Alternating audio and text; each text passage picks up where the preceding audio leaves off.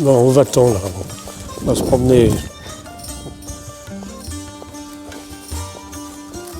Je sais pas si c'est ouvert ici. Le problème est là.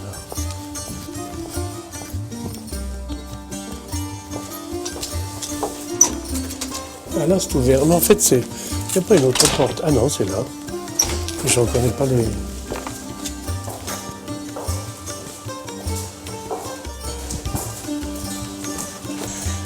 Filme les anciens locaux du musée. Bonjour.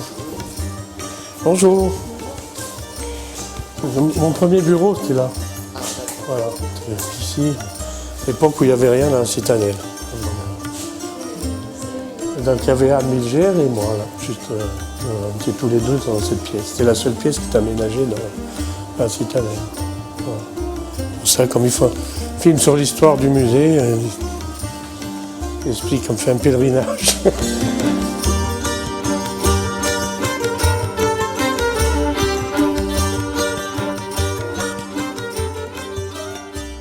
Nous avons voulu ce soir vous permettre de retrouver l'atmosphère d'un foyer corse. Cette restitution touchante, nous la devons à la Cirinata Jachin, qui depuis de nombreuses années s'est attachée à la faire de son local de la rue Maréchal Ornano un véritable musée des arts et des traditions populaires de l'île de Beauté. Ces objets familiers, qui nous sont parvenus en parfait état, sont d'un grand intérêt pour la meilleure compréhension d'une région et de son peuple. Dernièrement, les collections des pères Oblats, qui se trouvaient dans une dépendance du château Bacciocchi, ont été mises en dépôt dans cette Casa Corse, où se réunissent maintenant les jeunes épris de musique et de chansons locales. En parcourant ce petit trésor sentimental, nous avons appris que la Cirinata Jachin devait évacuer ce local.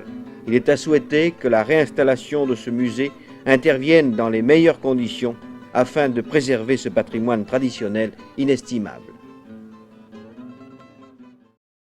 En 1973, je crois, nous avons reçu une proposition de donation émanant du père Doizan. Le père Doizan associait cette proposition de donation à deux conditions. La première, c'est que les collections soient en effet entrées dans le patrimoine national, mais qu'elles soient localisées en Corse. Et la seconde condition était qu'il puisse s'en occuper pour les documenter, les mettre en état et éventuellement les enrichir ultérieurement. Mais écoutez, l'histoire, elle est brève, mais elle mérite d'être contée parce que nous avions créé en 1967 un mouvement qui s'appelait l'Action régionaliste corse. Et dès le début des années 70, un homme particulièrement influent et très attaché à l'île, il s'appelait M. Alfonso Grisoni, qui avait un poste de sous-directeur au ministère des Anciens combattants victimes de guerre, qui militait chez nous, ce qui était courageux pour un fonctionnaire à l'époque, nous avait attiré notre attention sur l'intérêt de la collection du père Doizan. Et effectivement, il nous donnait par le détail le contenu du fonds et nous étions très préoccupés de son devenir. Le sous-directeur des musées de France de l'époque, et je puis le nommer, Alfonso Grisoni, était d'origine corse. Et de ce côté, il suivait naturellement avec beaucoup d'intérêt les opérations que mes collaborateurs et moi-même menions en Corse. Et il y a eu un premier signe d'ouverture qu'il est intéressant de rappeler aux téléspectateurs, c'est que je ne sais pas si c'est l'année 73 ou l'année 74, à la suite des interventions de M. Grisoni, le Musée des Arts et Traditions Populaires qui avait en dépôt cette collection du père Doizan, récoltée patiemment depuis très très longtemps, avec amour, avec passion, avec ordre aussi. On nous a proposé donc de nous prêter cette collection. Et nous l'avions exposée aux Journées de Corté, sous un chapiteau. Je vous rappelle qu'il était passé plus de 30 000 personnes, de Corse de l'île et Corse de la diaspora, et amis de la Corse, et que c'était quelque chose de très important. Et cette collection avait été véritablement le clou de la fête de l'autonomie, parce que les Corses savaient qu'ils avaient une mémoire, mais ils ne l'avaient pas vue datée, chiffrée, et surtout, ils ne l'avaient pas vue in vivo. Il était important que cette collection revienne à la Corse, qui en était le légitime propriétaire, et c'est ainsi que l'évolution s'est faite. Les localiser en Corse, où? Il fallait aussi qu'on résolve la question. Et la solution imaginée était qu'elle soit installée, provisoirement tout au moins, dans la maison des Mille Lits. Donc on avait prévu quelque chose à Ajaccio, qui était le musée Fesch, qui était encore en réflexion à l'époque. On avait prévu le musée de Bastia, et puis on avait prévu de démarrer un centre, un musée archéologique à Sartène, et puis de démarrer un centre pour le, disons, en gros pour le cinéma, parce qu'audiovisuel, c'était un mot qui n'était pas utilisé à l'époque, à Portorique. Et on faisait rien à Corté. Donc là, on a dit, mais Corté, c'est quand même le centre de l'île, et puis c'est quand même peut-être là où la culture est le plus concentrée, si je puis dire. Je voudrais rappeler, si besoin était, que Corté est le centre géographique de l'île. Pour des raisons de commodité, les Corses de toutes les régions vont plus facilement à Corté, bien desservis par la route, par le chemin de fer, et aussi que c'est aussi cette petite ville de montagne est le dépositaire de notre mémoire collective, puisque le gouvernement national de Pascal Paoli y a siégé. Et ce n'est pas par hasard que c'est nous qui avons porté le combat de la création de l'université et que nous avons demandé qu'elle soit créée à Corté. Bien entendu, nous étions conscients des handicaps par rapport aux villes que présentait cette petite université en zone montagnarde, mais en même temps nous savions que c'était un symbole fort, et c'est ainsi que tout doucement le concept de Corté, je peux dire que nous y avons largement contribué. Le musée s'est inscrit dans le droit fil et du Riaquist et de cette volonté convergente de la société corse de donner à Corté, je dirais, des attributs quand même de légitimité et en même temps de valorisation. Les autres informations de cette journée.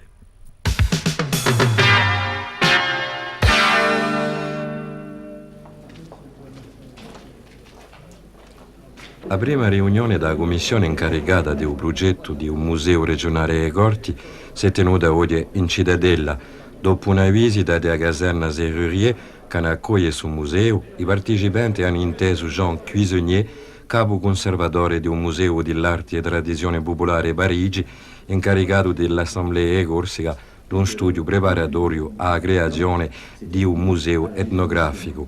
Su studio si face sotto la responsabilità dell'Assemblea do quadro di un contratto di piano Stato-Regione in dove ogni parte si è ingaggiata all'altura di 100.000 franchi per uomo. Al di là, un contratto particolare permetterà di stabilire il genere, il progetto immobiliario e il piano di finanziamento di un museo. Per ciò che tocca un museo stesso, gli eletti e gli specialisti hanno scelto già un museo classico e un strumento di promozione di Isabeffa e di Isabesse isolani che li siano passati o presenti. Il fatto è che si tratta quindi di una tappa importante che farà di Corti che è stata capitale storica e che è città universitaria e punto economico dell'interiore dell'isola a capitale culturale di Corsica. La DRAC à l'époque. La DRAC à l'époque, c'était une période où était assez difficile parce qu'il y avait il fallait terminer la maison de la culture, terminer, c'était pas le mot, mais enfin, clore certaines choses. Donc on a été amené à faire former des garçons. J'ai rencontré Rémi Froment, qui est un garçon à mes yeux, type très sérieux, profond, et qui a un sens de l'organisation. Donc c'est pour ça qu'on l'a poussé pour prendre, disons, peut-être pas la direction, c'est un grand mot, mais enfin, quelque part, être la cheville ouvrière, à mon avis, du musée de Corté. L'ancien DRAC, M. Michel, une de ses missions, c'était le reclassement du personnel de la Maison de la Culture. Et c'est là qu'il m'a proposé, puisqu'il y avait quelques lignes sur le contrat de plan 84-88, il y avait 2 lignes qui évoquaient l'idée d'un projet de musée des arts de tradition populaire à Corté. Voilà. Donc il m'a proposé, il m'a dit voilà, il y a ce projet, est-ce que ça vous intéresse? J'ai réfléchi, je me suis donné le temps de la réflexion et j'ai dit pourquoi pas, et voilà. Donc le début d'une aventure, d'une très grande aventure. Voilà. Quelle personnalité nommer pour diriger l'établissement conformément aux règles qui sont les règles des musées de France. J'avais passé mon bac à Bastia, ensuite j'étais parti faire des études d'histoire de l'art et de lettres à Aix-en-Provence. Ça a été des années de bonheur, je n'avais même pas besoin de travailler, ça me plaisait tellement. C'est un paradis de faire de l'histoire de l'art toute la semaine, de la littérature, j'adorais ça. Ensuite, après ça, je suis rentré en Corse et Madame Séraphine a bien voulu me prendre au musée de Bastia. Et là, j'ai vu de près ce que c'était un musée. Et c'était passionnant parce qu'un musée, c'est à la fois quelque chose de très intellectuel et en même temps de très scientifique et puis en même temps un rapport très pratique aux objets. Un rapport immédiat, physique avec des objets qu'il faut faire parler, dont parfois on ne sait pas suffisamment de choses, il faut découvrir. Et là, j'ai trouvé ça passionnant. C'est aussi un lieu où on a un rapport avec le public, donc il ne faut pas rester dans cette tour d'ivoire, il faut trouver un langage que les gens comprennent, et c'était nouveau pour moi, et c'était nouveau à l'époque. Maintenant, c'est plus évident dans le monde des musées. Après cette expérience, je suis parti à la région parce qu'ils cherchaient quelqu'un pour mettre en place le FRAC, le Fonds régional d'art contemporain, et le FRAM, le Fonds régional d'acquisition des musées. J'y suis resté 8 mois. Et là, tant Madame Séraphine que les gens du ministère de la Culture avec qui je travaille pour le FRAC me disaient il faudrait que vous passiez le concours de conservateur. On venait de créer ce concours, une école était créée à Paris. À cette époque, c'est le département professionnel de l'école du Louvre. Et j'ai passé le concours, je l'ai eu, et je suis arrivé à Paris, je crois que c'était en janvier 87, et j'ai passé 18 mois à l'école du patrimoine, et c'était passionnant.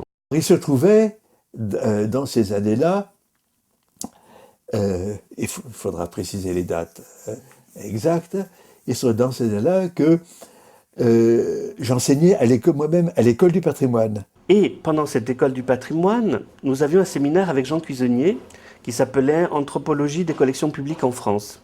Et j'avais choisi un sujet sur la Corse. Et Cuisenier, à la fin, m'avait dit « Mais est-ce que la Corse vous intéresse ?» J'ai dit « Bien sûr, je suis corse ». Il me dit « Vous savez qu'il y a en Corse un projet de musée ?» Ce musée de Corté, il est en train de prendre forme. Il va falloir le diriger. Au sortir de l'école du patrimoine, vous aurez un certain nombre de vœux vous-même à formuler. Et la direction des musées de France aura un certain nombre de postes à pourvoir. Et c'est ainsi que Olivesi a été nommé à la direction. Et après, ça a été une aventure merveilleuse, je dois dire. Sitôt rentré en Corse, j'en ai parlé avec Madame Séraphine. Madame Séraphine, il souhaitait qu'on articule bien le projet du musée de Bastia, ancien musée d'ethnographie corse, avec celui du musée de Corté. On a travaillé ensemble là-dessus. Je crois que cette dualité-là, on l'a résolue. Les deux programmes muséographiques des deux musées, maintenant, sont complètement complémentaires.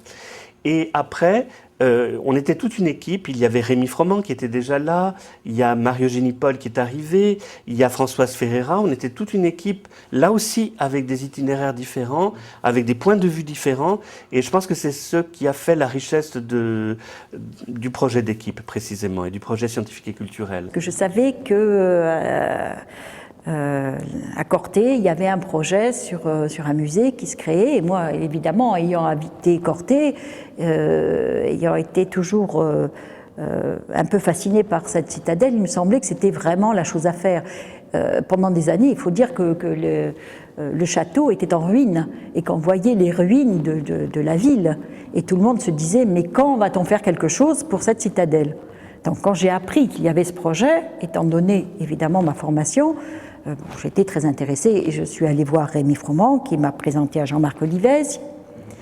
Et puis bon, on s'est enthousiasmés les uns et les autres pour ce projet. Je pense qu'il était intéressé aussi, il faut le dire, par mon expérience sur le Centre Pompidou. Et ce qui l'intéressait notamment, c'est de voir comment on pouvait faire une préfiguration de ce projet, parce qu'il est évident que créer un musée, ça ne se fait pas du jour au lendemain. Et ça avait été une grande partie de mon expérience au Centre Pompidou, puisque le pôle d'information était justement un lieu de préfiguration du centre. Et là, la question était, voyons, qu'est-ce qu'on peut faire alors que le bâtiment ne fonctionne pas encore et qu'il y a tout à lancer, y compris le concours, etc. Bernard et moi-même, nous sommes entrés en même temps, fin 90. Bon, moi, en ce qui me concerne, parce qu'on cherchait un ethnologue et je devais travailler avec Jean-Marc sur le programme muséographique du musée. L'année après que je sois entrée au musée, bien sûr, la rencontre avec le père Doisan, Elle se situe à plusieurs niveaux. C'est à la fois, bien sûr, une rencontre professionnelle, mais ça a été aussi l'histoire d'une grande amitié, je crois, avant tout, parce que c'était un chercheur, mais c'était un prêtre avant tout. Et j'ai eu aussi la chance, personnellement, de travailler longtemps avec lui dans le cadre de l'élaboration du programme muséographique. Bon, nous avons travaillé avec Jean-Marc sous sa conduite, bien sûr, pendant 5 ans exclusivement à la mise en place du programme muséographique, ce qui était donc toute la perspective scientifique du musée, les choix qui seraient faits, choix scientifiques, choix du parcours des salles, des œuvres, etc. Donc il a fallu, à partir de cette collection qui avait été donnée au musée, il a fallu réfléchir au thème que nous développerions, également donc aux objets que nous choisirions pour illustrer, pour accompagner ces thèmes. Et la première démarche a été de travailler avec le père pour connaître son histoire un petit peu. La collection du père Doizan, je la connaissais, mais très superficiellement. Comme j'avais vu des articles dans la presse, je la connaissais vraiment superficiellement. Néanmoins, quand vous travaillez sur une collection, il faut l'étudier vraiment de près, et c'est le travail que nous avions fait pour le coup avec Marie-Eugénie Paul. Marie-Eugénie Paul y avait travaillé sur cette collection avec nos collègues des arts et traditions populaires. Ça a été avec Jean Cuisinier, ça a été avec Martine Jaoul, ensuite avec Florence Pizzorni. Donc on a étudié de très près cette collection, parce qu'un musée, un programme muséographique de musée, c'est la collection qui donne le là. C'est toujours par rapport à celle-ci qu'on se positionne. Et donc il a fallu faire un travail de fond sur la collection. Et à cette occasion, je me souviens, j'étais allé voir le père Doizan, je crois que je suis allé le voir à Haute, un jour d'hiver, j'avais eu vraiment peur après en rentrant à Bastia, l'école était enneigée, et on avait parlé toute une journée où il m'avait dit comment il avait constitué cette collection et dans quelle perspective il le faisait. Dans le même temps, les Corses attendent que ce musée propose des regards aussi sur la Corse contemporaine, et ça n'y est pas dans la collection Doizan. Un musée de la Corse qui parle de société, d'économie et de culture, de quoi il devrait parler aussi? Et c'est là qu'on s'est dit, il devrait parler des entreprises et de l'économie, il doit parler des tentatives d'industrialisation qui ont ou pas marché, il doit parler des techniques aussi, c'était un moment où les musées de technique fleurissaient en France et il y avait des très beaux projets, on doit parler aussi du tourisme et on doit parler de la quête de l'identité. La Corse on n'avait pas, jusqu'à 1992, une politique culturelle initiée, inspirée, dictée ou imposée par les Corses. Une direction régionale des affaires culturelles, au demeurant sympathique, active et méritante, faisait ici comme ailleurs ce qu'elle pouvait avec les moyens et dans le cadre d'une politique nationale. Quand en 1992 les compétences ont été transférées et quand le président du conseil exécutif que je suis devenu a eu en charge librement l'administration de la collectivité dans le respect des textes, lois et règlements, nous avons répondu à une triple attente. L'attente des élus de Corté, au premier rang desquels le maire de l'époque, Jean Colonne, qui était d'ailleurs membre de l'Assemblée de Corse, l'attente des passionnés de culture et de tradition populaire qui réclamaient qu'un centre important, régional, soit le siège d'une activité anthropologique. Et puis l'attente des politiques qui voulaient se donner l'image de bâtisseurs qui utilisent leurs moyens pour non pas laisser quelque chose, mais pérenniser des ouvrages, des traditions, et en même temps le respect d'un bâti qui se trouve dans une ville historique, Corté, anciennement militaire. Musée des arts et traditions populaires ici à Corté, c'est pour bientôt. Le musée de la Corse, présentation Viviane Carcenti. Cet édifice qui va accueillir le musée fait l'objet actuellement d'un concours d'architecture au plan international. C'est un concours d'architecture qui a été voulu par la région de Corse avec l'aide du ministère de la Culture.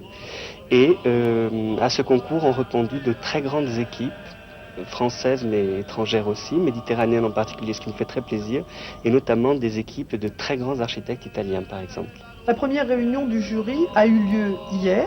Est-ce que vous pouvez nous en dire un peu plus ? Je peux vous dire que des noms comme l'architecte Andrea Bruno qui a fait le Castello di Rivoli, le plus grand musée d'art contemporain d'Italie actuellement, des architectes comme Italo Rota, des gens comme Monsieur Philippon qui a travaillé au musée d'Orsay, de très grands noms de la muséographie française aussi se sont présentés pour ce concours. Et pour nous, c'est quand même la reconnaissance de tout un travail, c'est l'aboutissement de ce projet de musée. Une fois que le programme muséographique était fait, c'est-à-dire qu'on avait dit quels objets il y aurait dans le musée, quels textes expliquant ces objets il y aurait, qu'on avait fait le parcours des salles, il nous fallait un lieu pour accueillir ce parcours précisément. Et c'est là que, avec l'aide de la direction des musées de France, la collectivité territoriale avait lancé un concours d'architecture. Il y a eu, je crois, près de 50 agences d'architectes qui se sont présentées. Sur ces 50 agences, on en a retenu 4. Dans les 50 agences, il y avait quelques-unes qui sont parmi les plus grands au monde. Il y avait Massimiliano Fuxas qui s'était présenté. Bon. Dans ceux qu'on a retenus, il y avait les frères Mandini, qui sont un des plus grands noms du design et de l'architecture à Milan. Le jury s'est réuni avec des représentants de la collectivité territoriale, avec des représentants du monde de l'architecture en Corse, l'ordre des architectes, avec des représentants de la direction des musées de France et des monuments historiques. Et l'unanimité s'est faite sur un nom, c'était celui d'Andrea Bruno.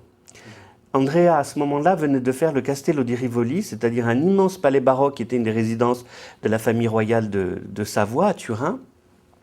Et il avait transformé ça en musée d'art contemporain, avec un regard très très fin, très intelligent, comme tout ce qu'il fait sur l'histoire du monument et son utilisation actuelle.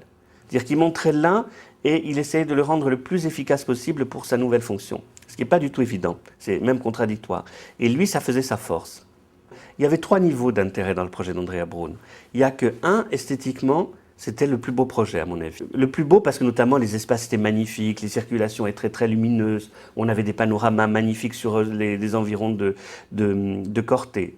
Deuxièmement parce qu'il y avait un rapport entre l'édifice ancien et le nouvel édifice qu'on créait ahurissant. C'est-à-dire qu'à la fois, il transformait l'édifice ancien pour qu'il puisse accueillir un musée, ce qui n'était pas évident du tout, c'était une caserne, il n'était pas fait pour accueillir un musée. Et en même temps, il donnait à lire le bâtiment ancien. Par exemple, la caserne Serrurier, ce sont des berceaux transversaux, c'est-à-dire que vous n'avez pas un berceau comme une longue église qu'on aurait coupé en rondelles, ce sont des berceaux qui s'épaulent l'un l'autre. C'est très rare dans l'architecture. En ouvrant ces grandes fenêtres, de l'extérieur, vous voyez comment fonctionne le système architectural. C'est même une leçon d'architecture. Ça, c'était absolument génial. On s'est rendu compte assez vite que si on ne pouvait pas montrer la collection, il fallait déjà des expositions. Et c'est là qu'on a commencé la première exposition du musée de la Corse, qui a été une exposition qui, je crois, est restée dans les mémoires. C'est l'exposition sur l'entreprise Mattei. Alors là, nous avions des locaux qui étaient ceux de la caserne Padoue que nous avons en face, et un petit bureau, mais de l'autre côté, il y avait des hangars qui s'y prêtaient assez bien. Et là aussi, ça a été une rencontre formidable, puisque grâce à Jean-Marc, j'ai rencontré Michel Raffaelli. Et je crois que Michel Raffaelli est incontournable dans tout ce qui touche à la scénographie, à la peinture, à la musique, comme tout le monde le sait en Corse. Mais là, c'était la première fois qu'il faisait une exposition pour un musée. Et là, ça a été quelque chose d'absolument étonnant, parce que le projet est né, évidemment, comme dans toute exposition, du travail d'un chercheur qui était Anne Meistersheim. C'était le moment où, à Bastia, les bâtiments de l'entreprise Mattei allaient être détruits. Et donc, c'est vrai que tous les Corses, je pense, avaient quand même le souvenir de cette entreprise extrêmement prestigieuse, qui avait été le mécène des films de Marcel Pagnol, qui avait donné lieu à tout un travail graphique, en niveau publicitaire extraordinaire, et puis un savoir-faire traditionnel, puisque la Maru Mattei, c'était vraiment un savoir-faire traditionnel. Donc, pour nous, c'était un thème un peu idéal, parce qu'on parlait de tout. On parlait de société, on parlait d'économie, on parlait aussi évidemment de culture. Et puis on parlait d'un thème qui remontait loin dans le temps et en même temps avec des questions comme le rôle de l'agroalimentaire dans l'économie corse qui étaient vraiment des sujets d'actualité. Et là on s'était dit, avec l'équipe du musée plus les scientifiques qui travaillent très proches de nous, on s'était dit ça c'est vraiment un sujet pour nous. Et on avait décidé de le monter sans objet de valeur dans une exposition itinérante. Et c'était plutôt une exposition, c'était presque une installation d'art contemporain que Michel Raphaël y avait monté pour nous autour de ce thème. Et ça a très bien marché. Je dois dire que ce soit à Corté ou à Bastia, par exemple, la réaction du public était extrêmement positive. Je me souviens même qu'un journaliste m'avait dit: vous avez bien fait, maintenant on voit ce qu'est le musée. Un programme muséographique comme Corté, c'est 10 ans de boulot quand même, c'est la norme, pour choisir les grands thèmes, les grands axes, définir ce qu'il y aura dans les salles, voir choisir les objets, faire les textes, travailler à mettre un peu ça en écho avec ce qui se faisait en Corse et à l'extérieur, c'est 10 ans. Et une expo comme celle-là, elle a permis de montrer au public ce que nous serions. Je pense qu'on avait un peu la trouille avant l'inauguration, c'est-à-dire se dire comment la population va prendre ça. Parce que c'était pas vraiment le musée d'ethnographie tel qu'on l'entendait. Il y avait vraiment une dimension anthropologique, avec même l'introduction de l'art contemporain là-dedans, de créateurs. Donc bon, mais on avait envie de tenter le coup. On avait envie de tenter le coup et de se dire ce projet de musée, il faut que ce soit différent. Et finalement, ça a marché. Au niveau du musée, enfin de l'équipe de préfiguration du musée, Jean-Marc Olivesi et l'équipe voulaient montrer que ce musée existait déjà, même s'il n'était pas matérialisé dans le bâtiment, mais qu'il avait déjà des activités. Pour ça, Jean-Marc Olivesi voulait qu'il y ait une préfiguration de ce musée à travers des activités, et les activités qu'on pouvait mettre en place assez facilement sans sortir des objets de collection, etc. Parce que bon, il y a tout un questionnement sur la prévention, la conservation des objets et autres qu'on ne pouvait pas assumer à ce moment-là.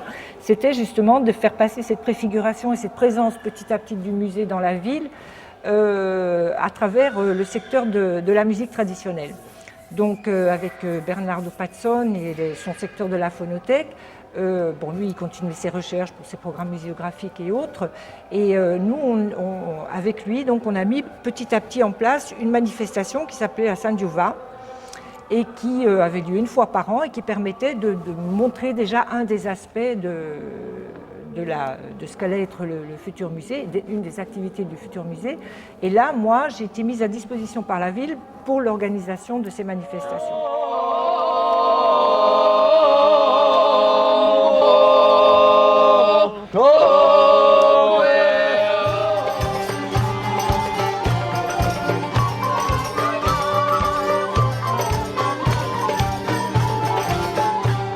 C'était aussi une opération de préfiguration, effectivement.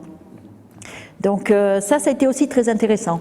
C'était intéressant toujours pour les mêmes raisons, c'est-à-dire ça nous a permis de rencontrer beaucoup de monde, d'intéresser les gens, de faire venir des artistes et d'essayer d'imaginer ce qu'allait être la suite. Un musée, c'est un patrimoine. A priori, le musée, on attend le patrimoine en 3 dimensions. Les objets, en 2 dimensions, les gravures, les photos, les tableaux, tout ça, mais aussi en 3 dimensions les objets. Et puis, il y a le patrimoine immatériel. C'est-à-dire que celui-là, on ne peut pas le suspendre, on ne peut pas le poser sur les étagères des réserves, mais en même temps, dans un musée d'anthropologie, il est fondamental. Non seulement la musique d'un côté, mais aussi les traditions, les savoir-faire, et ça, il faut les enregistrer. Je pense que là, le musée a un rôle vraiment important. Nous avons aussi recruté un autre chargé de mission en la personne de Nathalie Luciani.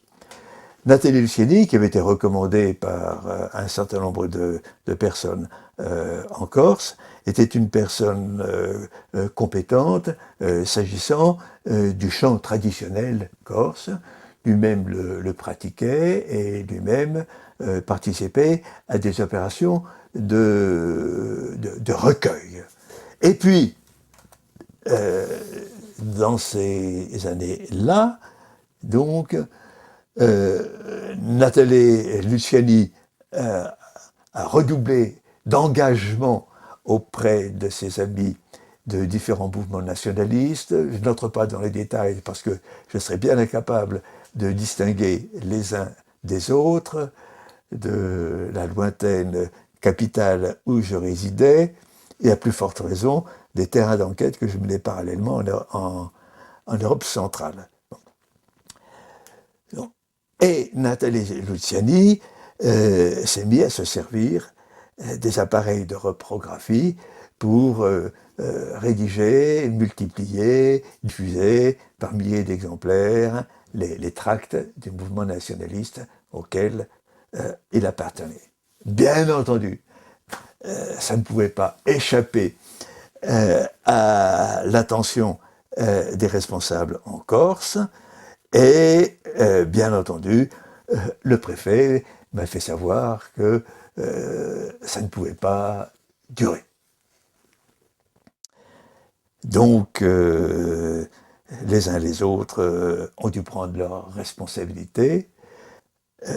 Il n'empêche que le travail en tant que tel qu'il a effectué garde tout son sens, et que celle des collections qu'il a constituées mérite naturellement d'être conservée.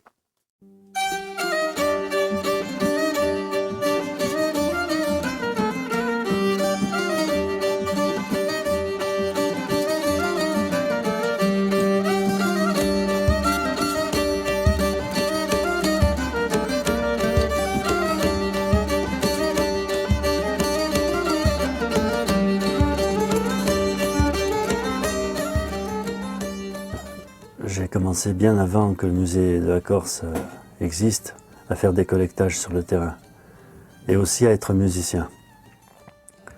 Ce qui me permet de dire que maintenant que je suis à la phonothèque, je suis plus un artiste qui travaille dans une phonothèque qu'un fonctionnaire qui, après ses heures de travail, fait de l'art.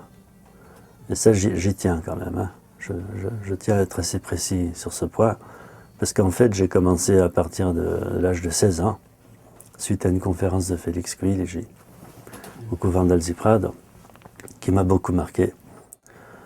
J'ai commencé... j'ai eu un choc, disons, en écoutant les premiers enregistrements de violoneux corse qui étaient disponibles et qui étaient faits à l'époque par Félix Quiligi. Il les a présentés lui-même. De même que les padiers là, de Talio Isolaccio, les timbres de voix m'ont beaucoup marqué. Un jour, j'ai lu sur Nice Matin que Quiligi avait eu un accident de voiture. C'était un autre choc, cette fois-ci émotionnel. Et je me suis dit, bon, il faut faire quelque chose, puisque si Quiligi est mort, plus personne ne va enregistrer dans les villages la tradition orale. Ce qui fait que j'ai décidé de partir sur les routes avec un magnétophone. Bon, en même temps, je commençais à apprendre la mandoline avec René Vallega à la Bastia. J'avais acheté un petit violon de 3/4. Je commençais cominciava a suonare un po' di violino, à Agorza, dans le style corse, voilà, traditionnel. J'étais à l'université de Corse, on a créé les études corse.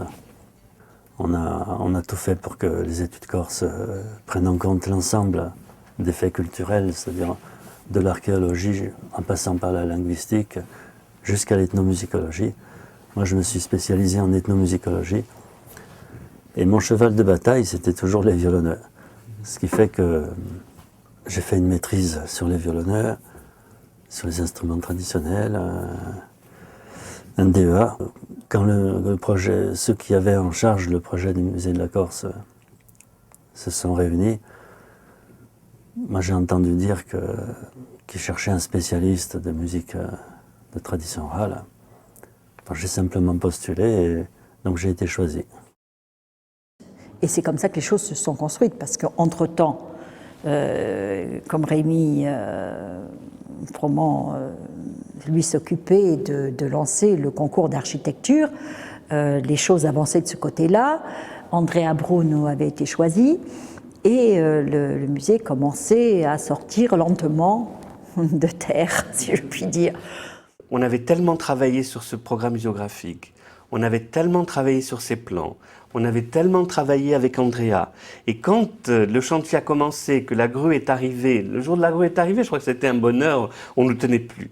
Et quand on a commencé à voir tout ce qu'on avait vu sous forme de dessins, de plans, que ça devenait des espaces, des volumes, des décors, là je crois que c'était le bonheur absolu. Là on se sentait récompensé de ces 10 ans où on avait quand même bossé comme des fous, et qui était un peu ingrat, parce que le public savait qu'il y avait un énorme projet dans la citadelle, et il ne le voyait pas. Alors c'est pour ça qu'on avait fait ces préfigurations comme l'entreprise Mattei, et en même temps ça a été le moment très riche du moment où on a vu se concrétiser le musée.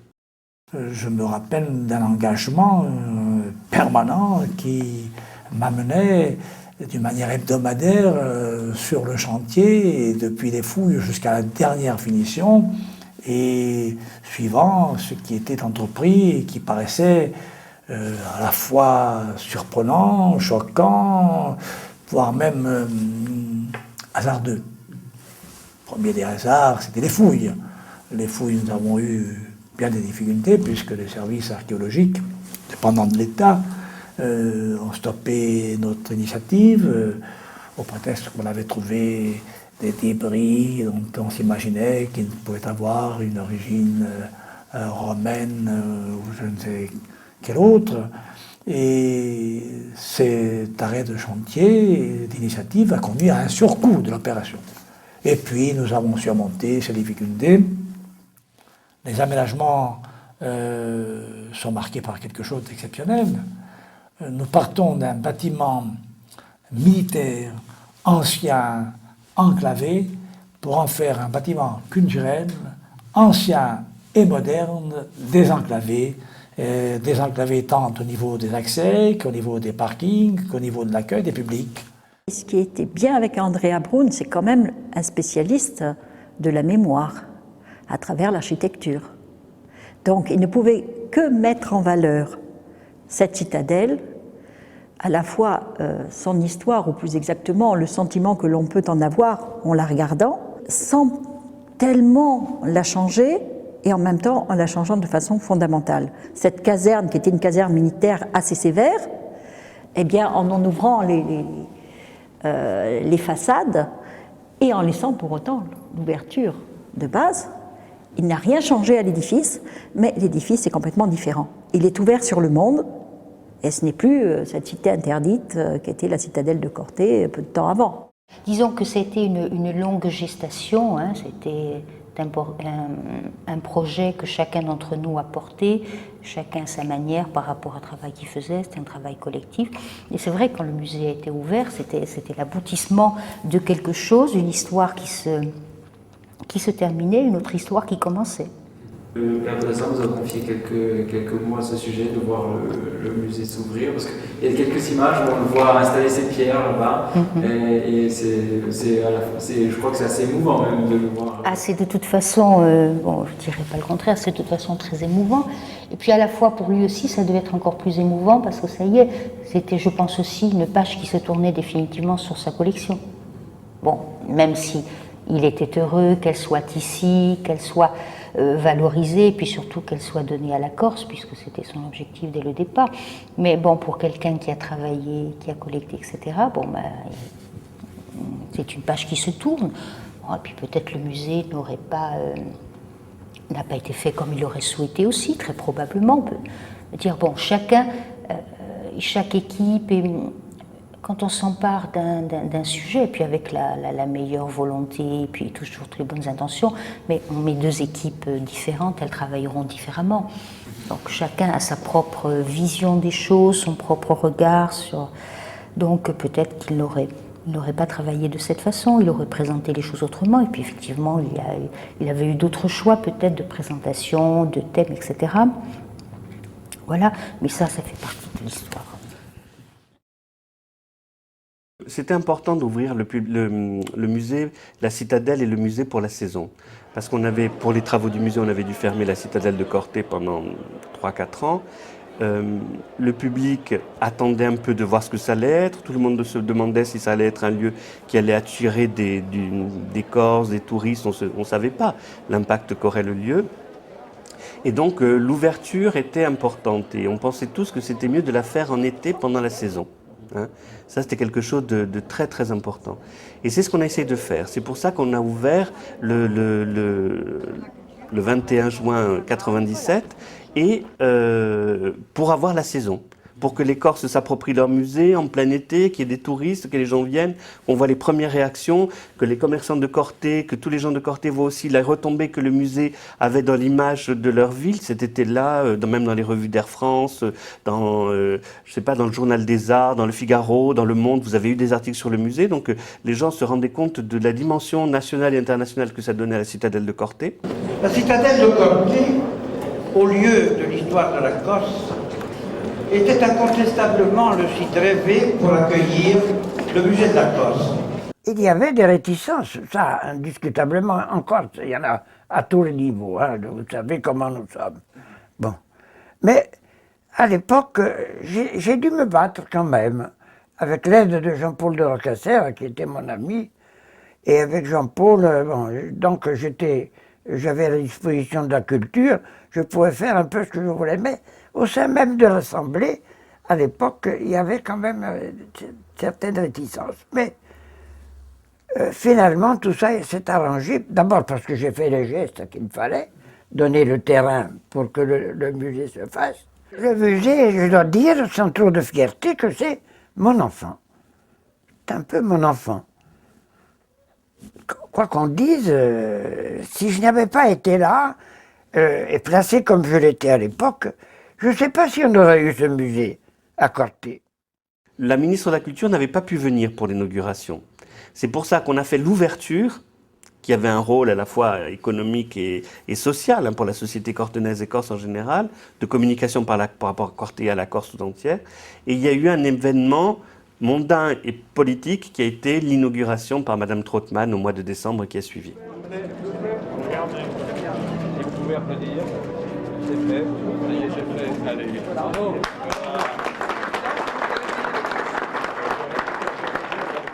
Nous nous rendons, sans cacher notre plaisir, du côté de la Corse, où vient de s'ouvrir le premier musée régional de France. Corté, au cœur de la Corse, à l'ombre du château féodal de Vincentello d'Istrella, se dresse le musée d'anthropologie, une exposition qui met en valeur le plan terrier de la Corse. Le plan terrier, 17 volumes de textes. Une entreprise lancée par la monarchie française en 1771, après la conquête de l'île. Un gigantesque recensement, une photographie de la population, les femmes, les enfants. Et l'examen également, qui était classé en 3 catégories, en géniaux, en médiocres et en débiles. Et la plus grande catégorie ? Je ne dirais pas, mais je dirais simplement que ce qui avait étonné les visiteurs français en Corse, c'était la capacité de raisonnement et d'argutie des Corses. Et vous trouvez en chacun des Corses presque un chicaneur, ils étaient impressionnés par leur capacité de raisonnement.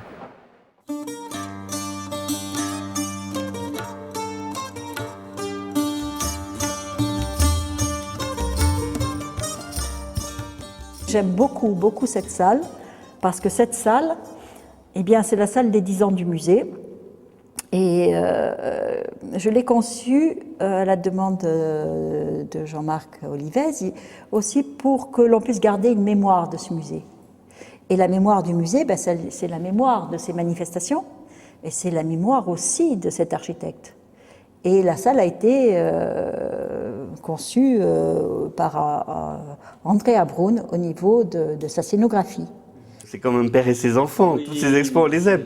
Mais il y en a certaines qui ont porté loin des recherches qu'on menait, enfin des envies qu'on avait, des recherches qu'on menait.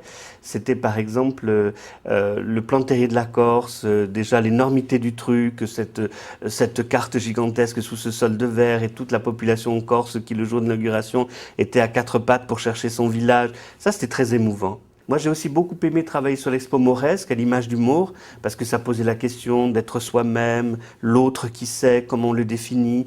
C'était le rapport aussi avec l'Orient, c'est le rôle de passeur entre les mondes des Corses, qui ont toujours été entre le monde occidental et l'Orient. C'est un thème qu'a repris l'expo Corse Colonie. Toutes ces expos-là, elles m'ont passionné. Et puis, il y a eu aussi ces expos où on a fait un travail de référence, c'est-à-dire que le catalogue, je pense, est l'ouvrage de référence, et puis où on défrichait, alors que ça semblait être des sujets évidents. La Corse et le tourisme, toute la partie de l'expo qui regardait comment les aristos anglais débarquaient en Corse au XVIIIe siècle, comment ils voyaient les Corses, et comment les Corses voyaient débarquer ces aristos anglais, c'est passionnant. Ça, c'est de l'anthropologie pure, alors. Hein. C'est la représentation qu'on a du monde et comment on la voit par rapport aux autres. Ça, moi, j'ai été emballé par ces expos-là. La Corse industrielle aussi, alors qu'on est persuadé qu'on n'a jamais eu d'industrie. Là, on s'apercevait qu'il y avait des aventures très construites. Ça, alors aussi, c'était vraiment le rôle du musée de poser des questions et de donner des informations pour qu'aujourd'hui, les Corses aient une sorte de masse d'informations qui leur permet de se situer dans le temps et de se lancer dans l'avenir. Ça, je pense que c'est un des boulots du musée. On voulait aussi inciter le public à poser des questions. Il est évident que vous voyez dans dans une vitrine, une fatode en jonc ou une en plastique, bon, vous dites, mais pourquoi, etc.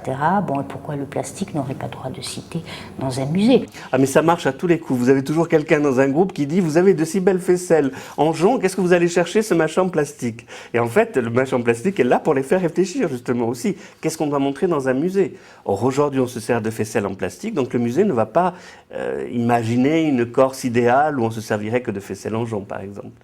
Un museo è molto strumento pedagogico, di cultura, di lingua. Avete rimarcato che tutti i pannelli, tutte le informazioni sono tradotte, sono bilingue, metà in corso, metà in francese, e capiremo fatta bene che gli studenti non hanno mica sempre accesso a questa cultura qui, che gli permette un museo di va lì tra l'anziano e ciò che si fa oggi a Corsica d'oggi, dunque di una maniera assai pedagogica, assai attrattiva e viva di farli conoscere questa Corsica che certe volte non conoscono più, spesso sono cittadini che campano tutti in delle città, e qui avete un esempio di tutta la vita campagnola che c'era in Corsica, di una maniera penso meglio un professore per mostrargli appena sa vita qui.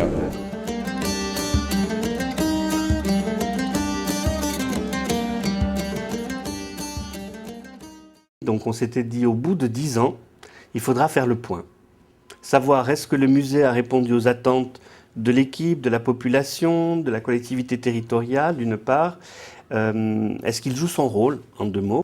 Et donc ça nous donnait lieu à la mise en place d'un conseil scientifique, la redéfinition des 5 salles qu'on fait à l'étage, et à le moyen terme, on pense qu'on va représenter d'une nouvelle manière, remise à jour la collection d'Oisan, mais on commence par l'étage, le musée est en train de se faire, et on va travailler à partir de nouveaux sujets, de nouveaux axes. Nous prévoyons sur le dessus de la citadelle un théâtre de verdure qui nous permettra bien évidemment de faire des spectacles en adéquation avec ce que nous proposons dans le musée.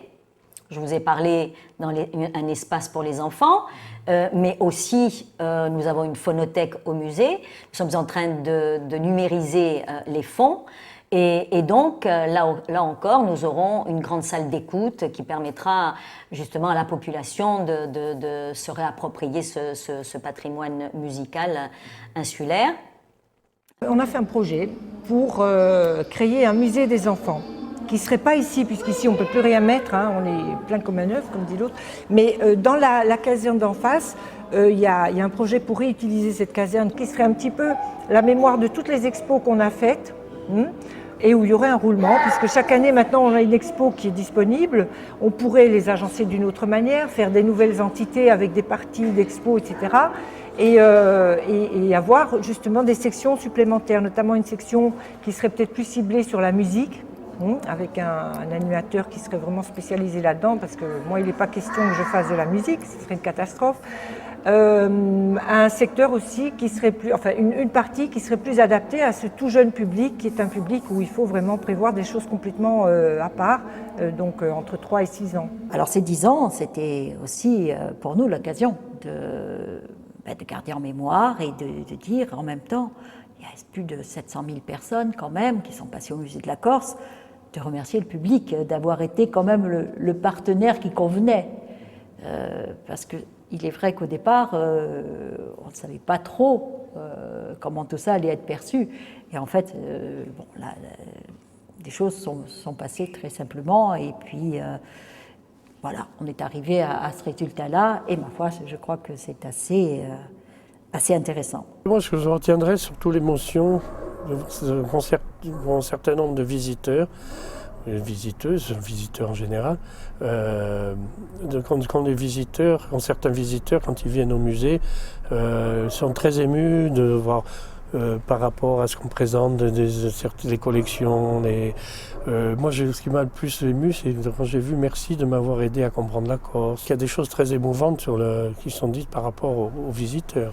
Oui, surtout je parle des visiteurs, bien sûr, c'est toujours intéressant d'avoir la visite des visiteurs extérieurs, mais des gens de Corse. Il y a des choses très drôles, hein. Il y a des enfants qui reviennent avec leurs parents pour visiter le musée. Donc c'est un peu l'inverse de ce qui se passait à mon époque où on nous tirait comme ça. Là, c'est les enfants qui tirent les parents pour venir visiter le musée, montrer ce qu'ils ont fait et puis expliquer, parce que, bon, à force d'appréhender les choses, ils connaissent, quoi.